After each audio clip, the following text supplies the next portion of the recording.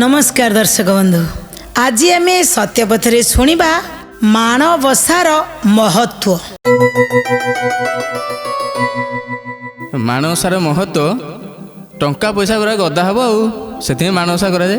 खाली कौन मानवसा कले टंका पैसा गदे कि पिठापଣା कले गदे तार विधि विधान अच्छी ना। माने विधि विधान कले केवल टंका पैसा आसबनी, आउ गोटे जिनिस आसो कौन कौन आज्ञा माँ लक्ष्मी आसबे ना। हाँ आज्ञा मो दी भाई बुझे लक्ष्मी माने हूँ टंका आ पैसा यही तो आज्ञा आज्ञा।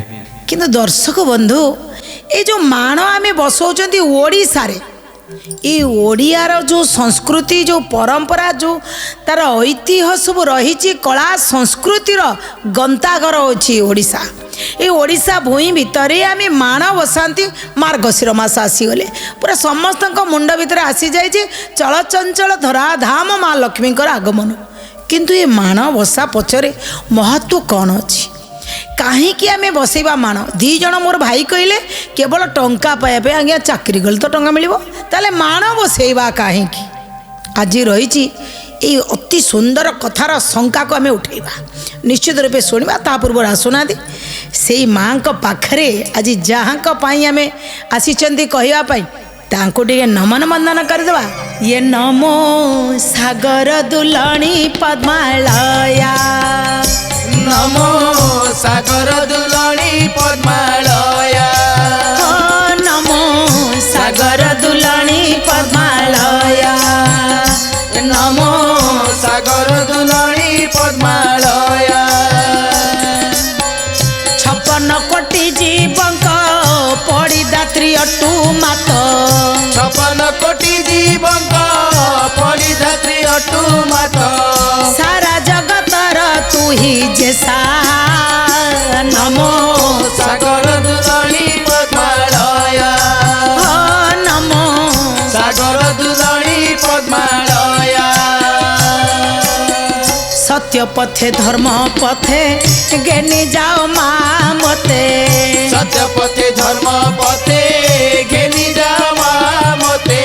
सर्व सुख मिले हेले, सर्व सुख मिले हेले, सर्व सुख मिले हेले, सर्व सुख मिले हेले। तो दया मागो सागर दुलणी पद्मालया, हो मागो, सागर दुलणी पद्मालया, हो मागो सागर दुलणी पद्मालया।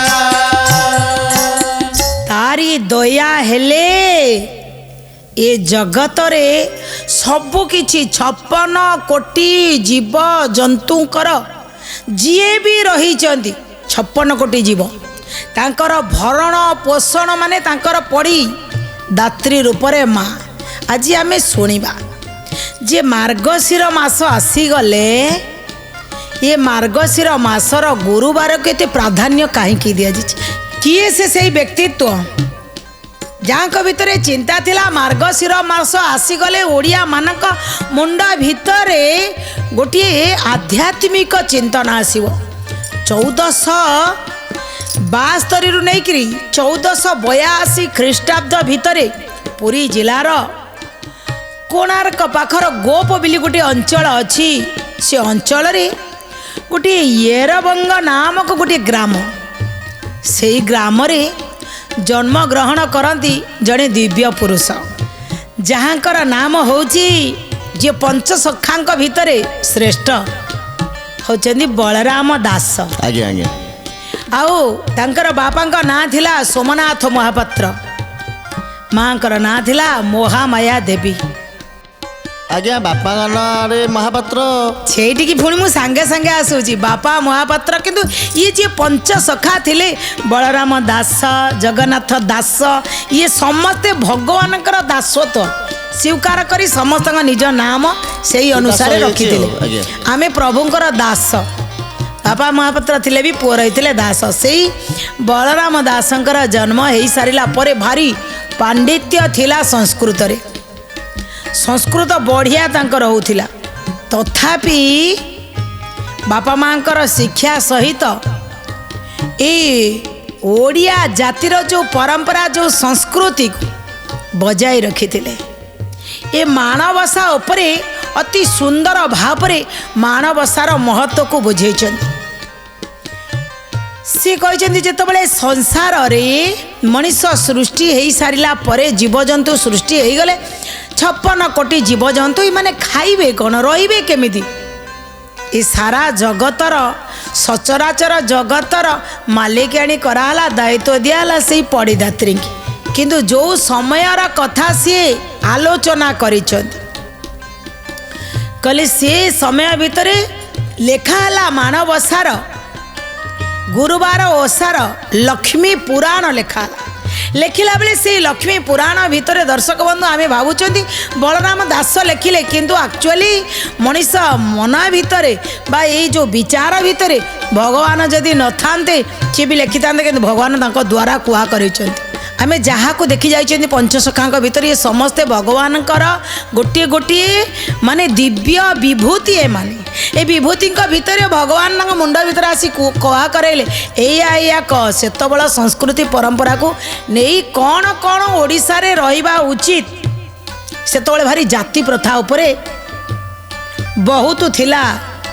से समय उच्च नीच भेदभाव तू छुईमुनु तू आसबुनु मु ये तू सी जो भेदभाव थिला ये भेदभाव भितर माँ लक्ष्मी चाहिए जदि समस्त बापा गोटे जड़े भगवान सारा विश्व को सृष्टि कर निर्माण कर 56 कोटी जीवंकर यदि माँ गोटे माँ लक्ष्मी पड़ीदात्री ताले तुम भितर भेदभाव कौन पाई से माँ कौन कले ना श्रिया नामक चंडालुणी घर को आगे गले माँ ये भेदभाव उठेया को चाहिए तुम्हें कौन पाई भेदभाव को आगे गले साधवाणी घर को देखले साधवाणी पैसा जार अच्छी सी डाकुनी कौच मोर किसी करिया दरकार नहीं अच्छी तो आउ मोर तो सब अच्छी मु कहीं डाकिबी बस मोर तो सब अच्छी मु डाकिबी कहीं किंतु यही समय भितर माँ सबुआड़े बुली बुली की देखी से श्रिया नामक जो चंडालुणी तार गोटे नुआनिया चाल घर अच्छी से चाल घर को छपर्त करछि सेतबेले आज सीना आम समस्त कोठा घर देखते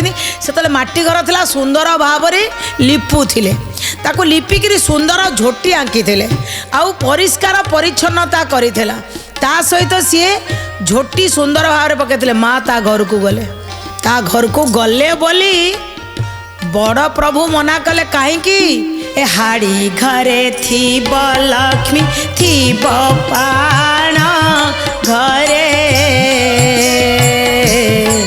स्नान न करी पशुची देउल भितरे जय जय महालक्ष्मी जय महालक्ष्मी जय जय महालक्ष्मी जय महालक्ष्मी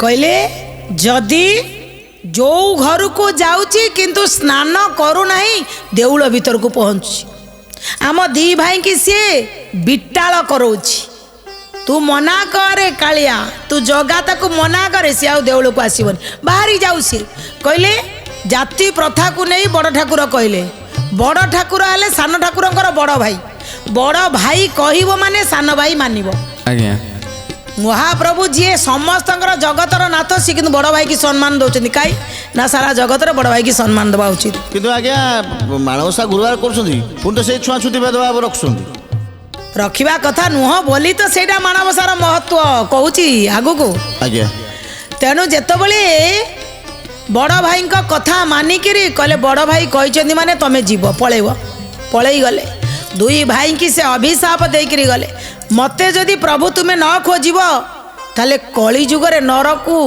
जे नर माने से नारी की खोजबेनी माँ कहले मु आगे जानिया को चाहे जाति वंश सब एक समान कहीं तुम्हें जाति की धर माँ से विश्वकर्मा को कहीकि जाई निजे गोटे कुड़िया गोटे बढ़िया महल तैयारी करी से बाप घर को भी गलेनी दर्शक बंधु इठी कौन कहला ना जदि घरे झगड़ा है ऋषिक बाप घर को जीवनी बलराम दास कहते बाप घर को जीवनी माँ लक्ष्मी कहले बाप घर गले पुणी तो बुझे कि नहीं आसबे 4 दिन मुझे रही नी पुणी जा पहुँचे महाप्रभु मो बापा कहे जा जा हबनी मुझे जो भूलटा कर भूलटा को ठीक करेबी जाकि ନିଜେ ଉଆସ ତୋଳେଇକିରି ରହିଲେ।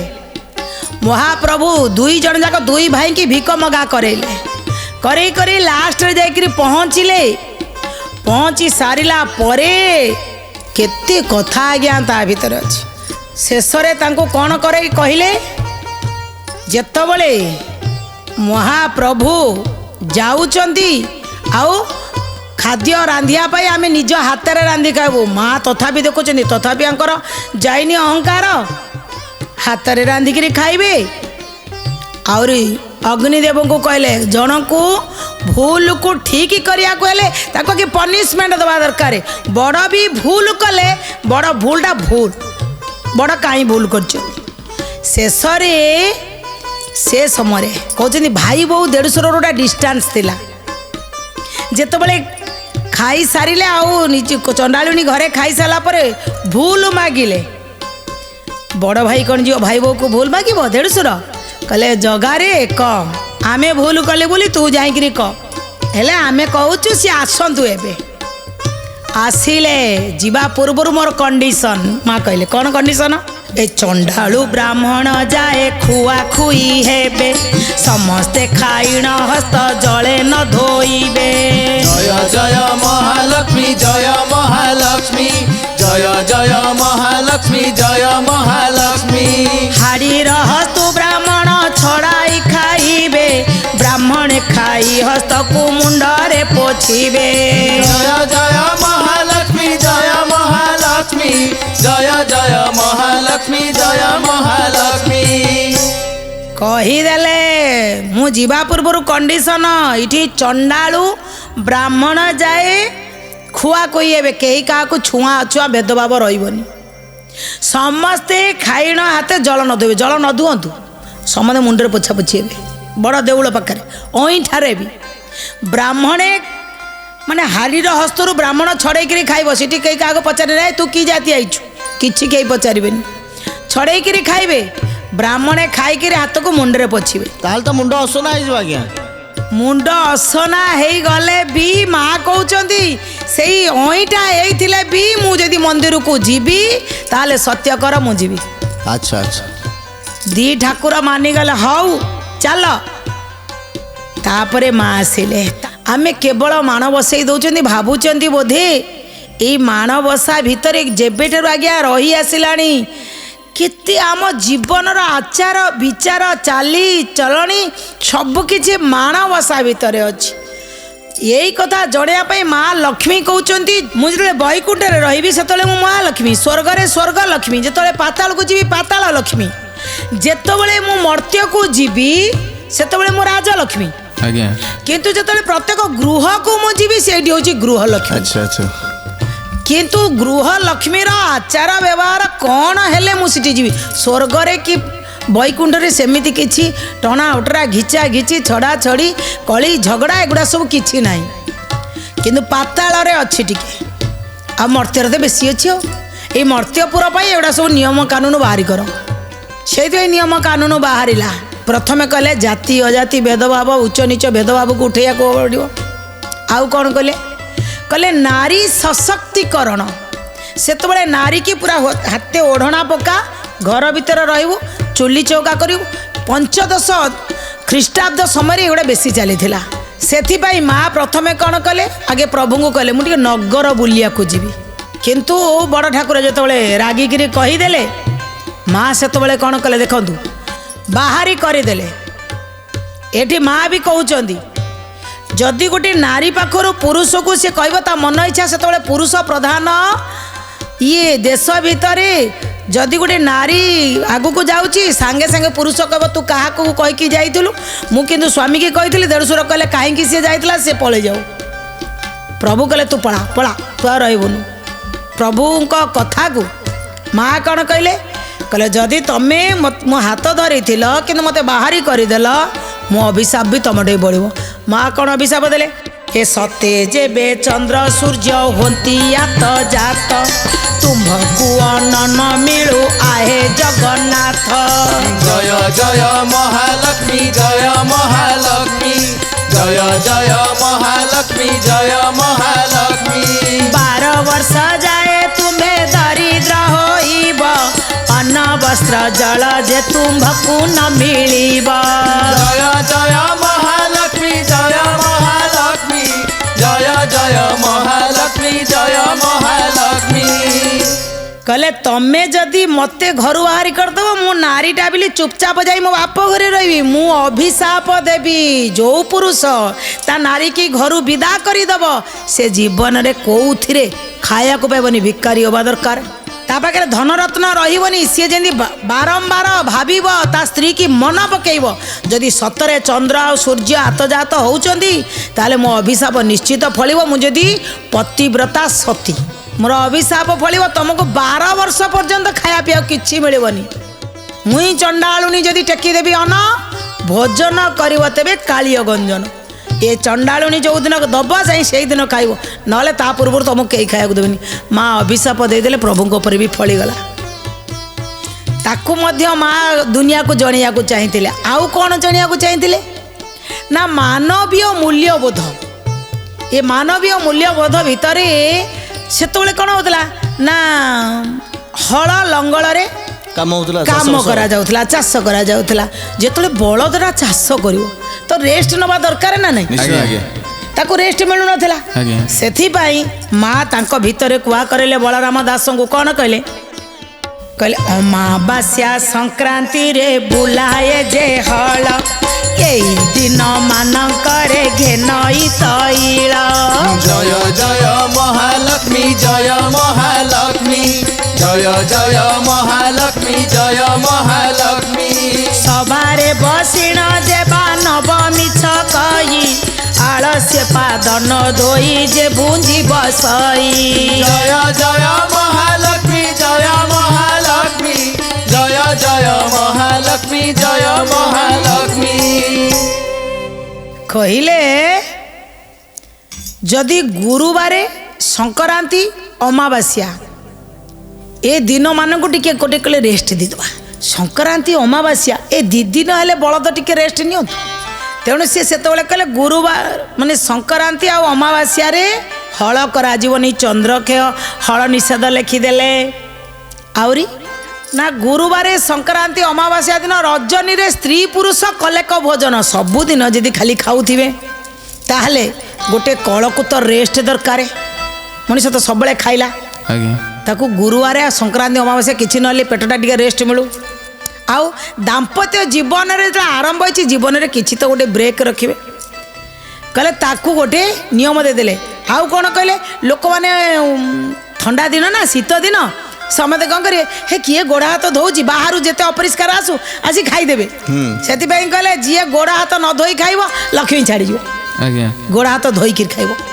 ଆଉ ତେଲ ବି ଲଗେଇବନି ଗୁରୁବାର ସଂକ୍ରାନ୍ତି। ଗୋଟେ ରେଷ୍ଟ୍ରିକ୍ସନ୍ ଦେଇଦେଲେ, ଏଇ ନିୟମ ଟିକେ ଟିକେ ମାନିବ। ତେଲ ନ ଲଗେଇଲେ ଆଜ୍ଞା ଗୋଡ଼ ଫାଟିଯିବ। ଗୋଡ଼ ଫାଟିବ କହିଲେ ଗୁରୁବାର ସଂକ୍ରାନ୍ତି ଅମାବାସ୍ୟାର ଲଗେଇବନି, ଅନ୍ୟ ଦିନ ଲଗା ଯୋଉଦିନ କୁହାଯାଇଛି ହେଲା କି। ଯୋଉଦିନ ରେଷ୍ଟ୍ରିକ୍ସନ୍ ଅଛି ସେଦିନ ଲଗେଇବନି। ବାସ୍ କେବଳ ଆଜ୍ଞା ସେଇ ସମୟରେ ଯେଉଁ ସମୟରେ ଲେଖା ହେଇଛି 1472ରୁ 1482 ଭିତରେ ସେଇ ସମୟରେ ଯାହା ସ୍ଥିତି ଥିଲା ତାକୁ ଲକ୍ଷ୍ୟ କରି ଯାହା ଲେଖିଥିଲେ ସେଇ ସମୟରୁ ଅଦ୍ୟାବଧି ଆମେ ସେ ନିୟମକୁ ପୁରା ମୁଣ୍ଡରେ ରଖିଛନ୍ତି। ଝିଅଟିଏ ବିବାହ କରୁ କିମ୍ବା ଗୋଟେ ପୁଅଟିଏ ହଉ ତାର ଦାୟିତ୍ୱ କ'ଣ ଅଛି, ଗୃହସ୍ଥ ହେଲା ପରେ ଗୃହସ୍ଥର ଦାୟିତ୍ୱକୁ ସମ୍ପୂର୍ଣ୍ଣ ପ୍ରାଞ୍ଜଳ ଭାବରେ ଏ ଯେଉଁ ଲକ୍ଷ୍ମୀ ପୁରାଣରେ ବଳରାମ ଦାସ ଲେଖିଦେଇଛନ୍ତି। ଆହୁରି କ'ଣ କହୁଛନ୍ତି ନା ଓଡ଼ିଆ ସଂସ୍କୃତିର ଆଦର୍ଶବାଦ, ଓଡ଼ିଆର ଯେଉଁ ସଂସ୍କୃତି ଅଛି, ଯେଉଁ ପରମ୍ପରା ଅଛି, କେମିତି ଭୋଜନ କରିବ, କାହାକୁ ଖାଇବାକୁ ଦେବ, ଖାଇଲା ବେଳେ କ'ଣ କରିବ, ଇଏ ଯେଉଁ ଆମର ଆଦର୍ଶବାଦିତା ଅଛି ତା ଉପରେ ମଧ୍ୟ ବଳରାମ ଦାସ ଲେଖିଛନ୍ତି। ବଳରାମ ଦାସ କହୁଛନ୍ତି ଯେ ଲୋକମାନଙ୍କୁ ଭୋରୁ ଉଠିବା ଦରକାର। ସକାଳ ସକାଳ ହେଲା ସୂର୍ଯ୍ୟ ଆସିବା ପୂର୍ବରୁ ଆଗେ ଉଠିବ। ଉଠିକିରି କ'ଣ କରିବ ନା ମୁହଁ ଧୋଇବ।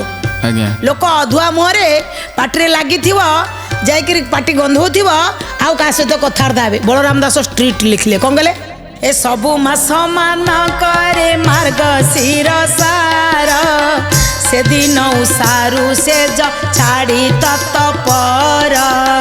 ଜୟ ଜୟ ମହାଲକ୍ଷ୍ମୀ ଜୟ ମହାଲକ୍ଷ୍ମୀ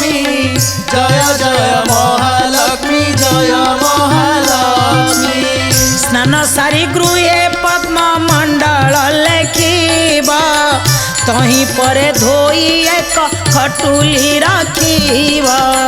ଜୟ ଜୟ ମହାଲକ୍ଷ୍ମୀ ଜୟ ମହାଲକ୍ଷ୍ମୀ ଜୟ ଜୟ ମହାଲକ୍ଷ୍ମୀ ଜୟ ମହାଲକ୍ଷ୍ମୀ।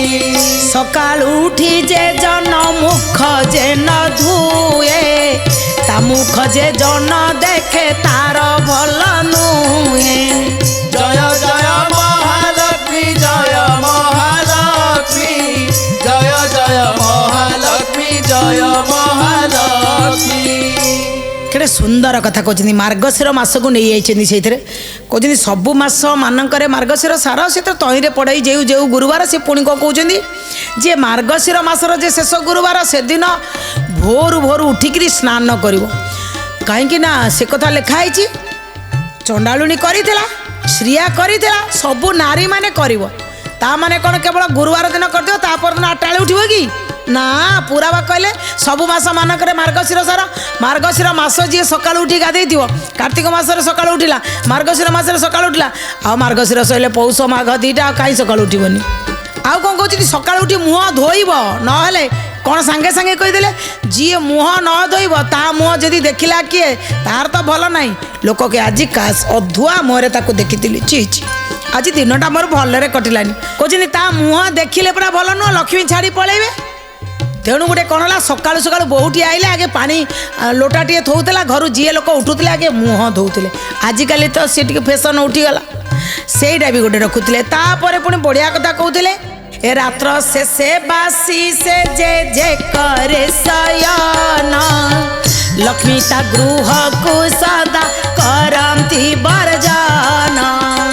ଜୟ ଜୟ ମହାଲକ୍ଷ୍ମୀ ଜୟ ମହାଲକ୍ଷ୍ମୀ ଜୟ ଜୟ ମହାଲକ୍ଷ୍ମୀ ଜୟ ମହାଲକ୍ଷ୍ମୀ।